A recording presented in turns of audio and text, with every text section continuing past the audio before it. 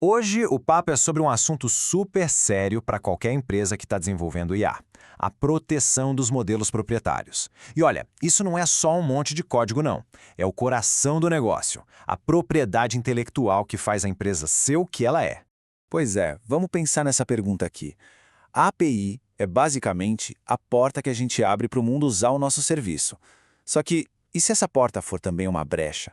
O que acontece quando alguém descobre um jeito de extrair toda aquela inteligência que levou anos para ser construída?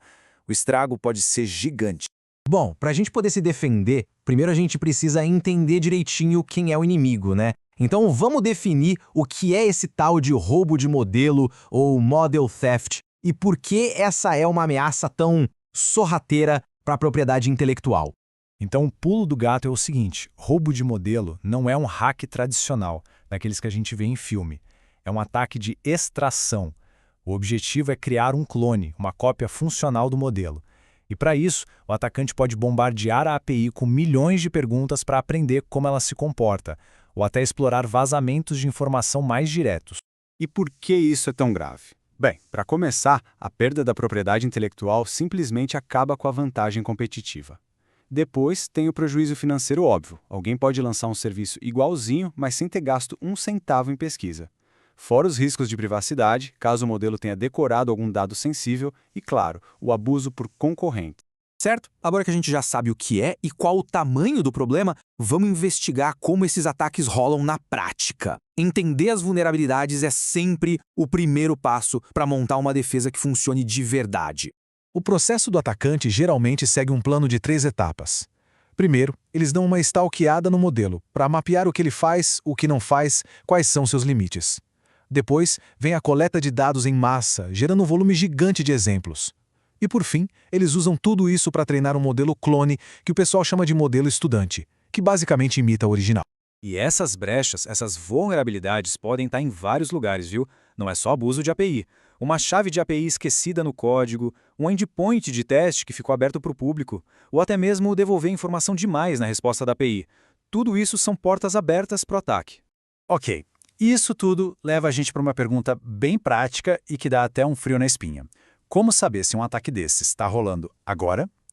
A boa notícia é que existem sinais bem claros que dá para monitorar. O sinal mais óbvio é visual, como a gente vê nesse gráfico. Um pico de tráfego na API que surge do nada. O uso normal tem suas flutuações, claro, mas um ataque de coleta de dados parece uma parede de requisições subindo de uma vez. É um padrão totalmente diferente do uso orgânico.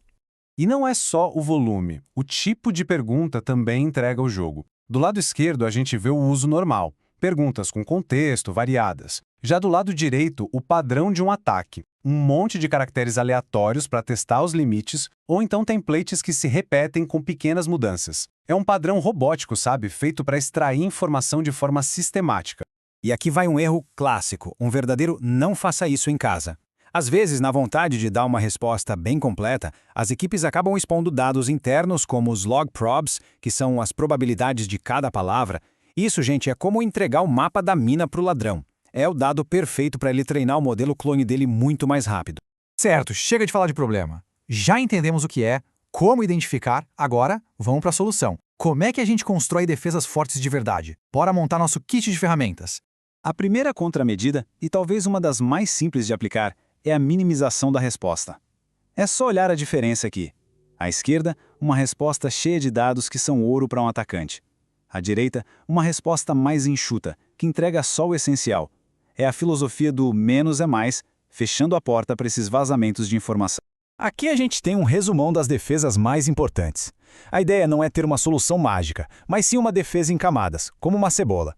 Começa com o básico, tipo a autenticação e limites de uso, e vai até coisas mais avançadas, como detectar anomalias.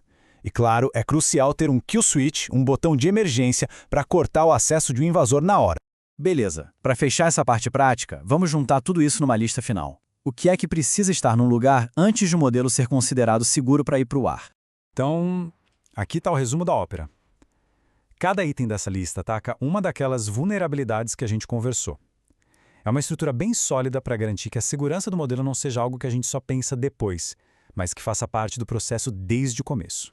E para encerrar, essa frase aqui resume tudo de forma genial. O ataque busca eficiência, como clonar o modelo gastando o mínimo possível e em grande escala. A nossa defesa, portanto, não pode ser uma muralha única. Tem que ser várias camadas de segurança, que juntas fazem o ataque ficar tão caro e tão difícil que simplesmente não vale a pena. É uma batalha contínua e a estratégia é tudo.